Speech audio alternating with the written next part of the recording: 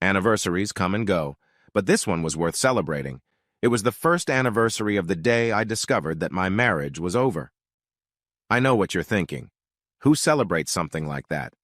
Well, I'm not so much celebrating the unpleasantness as I'm pausing to recognize that I have survived this situation and come out of it stronger. On this day a year ago, I was sitting in my office thinking, I didn't sign up for this, did I?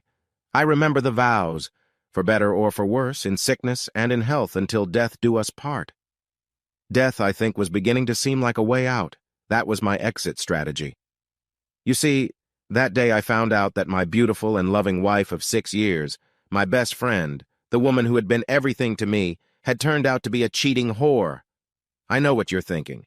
You're thinking the signs were there. She stayed out late, showered as soon as she got home, was always too tired for sex, and got annoyed at me for every little thing.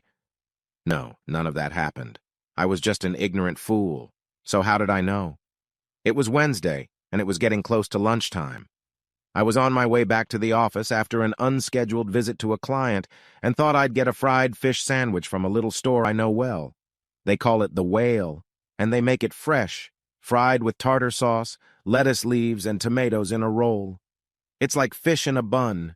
You know how it is when things are going well, everything is falling into place, the customers are happy, and you like to think about the good lunch that awaits you in just a few minutes? That's the way it was. I was fat, dumb, and happy. That's when it happened. I was stopped at a stoplight when I saw my lovely wife's car coming the other way turn right into the parking lot of the local Don't Tell Anyone motel. I thought, what the hell? I turned right into the parking lot at the gas station, pulled into a vacant space, and watched as she got out of her car and headed straight for one of the rooms. She knocked, the door opened, and she walked in like she'd done it 1,000 times. What the hell? You're probably thinking I ran across the street and started pounding on the door. Then I broke down the door and beat my lover with my bare paws. No. Now you think I slipped across the street and came in from the other side where I found the curtains slightly parted.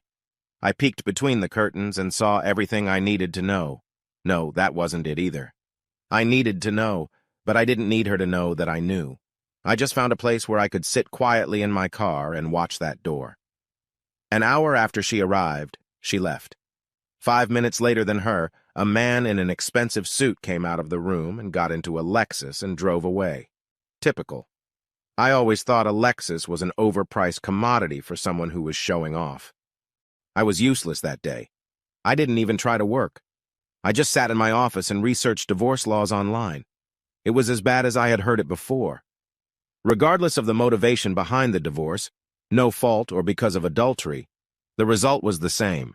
Damn her to hell. They had to pay. Then I realized I didn't even know his name. How was I going to make him pay if I didn't know who he was? Fate intervened that night. I had barely said 2 words to her all evening, and she was asking me what was wrong. What the hell did she think was wrong? Did she feel guilty? Was she afraid I knew something? Or was her thinking so chaotic and her behavior so disjointed that she hadn't connected my attitude and her actions together? I stupidly watched the nightly news, and there was a local report of a bank robbery during my lunch break. The reporters had videotapes of the robber's appearance, and the woman involved in the raid looked something like my wife. The robber was wearing a COVID mask, but her hair and eyes and her height and build made her a good double for the woman I married. Of course, I knew it wasn't her because my wife was in that motel room sleeping with a jerk in a Lexus, but I can play dumb. Hell, maybe I'm not even playing. The next morning, I called the police department and asked about the robbery. I was told they were working on a few leads, which in cop parlance means we got nothing. So I quite innocently told them that the robber looked a lot like the woman who lived across the street from me, and I gave them her name. I also told them that she had recently bought a new car. That was a half-truth because I bought it, and I happened to know that my wife wasn't home when the robbery happened. That last one was pretty darn true.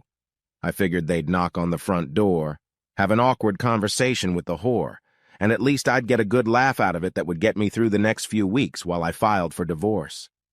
Oh no, it went much better than that. When the cops saw that she really did look a lot like a robber, and she couldn't explain where she was during the robbery, they took her down to the station for what they euphemistically called an interview, where she was forced to confess where she was and with whom. It wasn't hard for anyone who heard her to guess what she had been up to. They kept her at the station while they checked her alibi.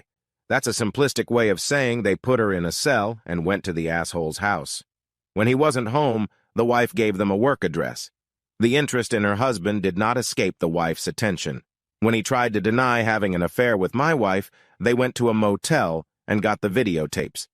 His appearance on the screen didn't increase the police's affection for him, but it did provide them both with an alibi. It turns out that lying to police officers is indeed a crime, and so they went back to his house that night to charge him with a minor misdemeanor. I secretly suspect they waited until he got home on purpose so they could arrest him in front of his wife. It didn't result in any big fine or jail time for the asshole, but it did result in his divorce. The story was too racy to be withheld, and the cheating raider incident quickly became a walking joke in the precinct, which the cops soon told the couple. The couple told their friends, and their friends told their friends, and pretty soon my wife and the asshole became the laughingstock of the whole town. Even the judge who heard my divorce petition laughed when he realized who she was. In the end, the divorce was final. She did everything that was expected of her and uttered all the usual cliches, but her trust had been shattered and would not be repaired in this life. Everywhere she went, she heard whispers and suppressed laughter behind her back, and soon left town. I have no idea where she is or if they are together, and I don't care now. I'm moving forward. Looking back, I sometimes wonder if it was worth the effort. I knew she was cheating on me, and I was happy to divorce her over it, but I wanted to make her look like a cheater who had to confess her infidelity to avoid arrest for armed robbery. I imagined her having to admit, "Sure, I'm a liar and a cheat, but I'm not a robber." It was less satisfying than I had hoped, but I must admit I would do it again if faced with the same situation. Eventually, 2 police officers paid me a visit. There was nothing more they could do with anonymity, so they knew perfectly well that I was the one who had called them to inform them about my wife. Officially, they weren't surprised. Unofficially, I offered to buy each of them a beer, and we decided to consider it a small fine. It seems one of them was divorced and the other was about to get divorced, and they admired my work. "Just don't do it again," was all they said to me. I wasn't sure if they meant the message about my wife being a mugger, or if they were talking about marrying her. But either way, I agreed to both. And here I am, a year later. I've gotten rid of the deceit that was haunting me, and I'm rebuilding my life. I had a few secondary friends who were actually friends of my wife, and they knew about her betrayal, so I had no trouble cutting them out of my life. I then redoubled my efforts towards the good friends who supported me. I didn't date anyone until the divorce was final. I spent that time dealing with my emotions. Then, about a month ago, I met a delightful woman my age. She too is divorced from a cheating husband. We have so much in common. She too is rebuilding her life, and she too has made it her life's work to find the best bourbon produced on earth. We consider this our sacred mission and take it very seriously. Maybe we succeed, maybe we don't. We are doing it very leisurely. Right now, I am enjoying every minute I can spend with her, and tonight she will help me celebrate my divorce.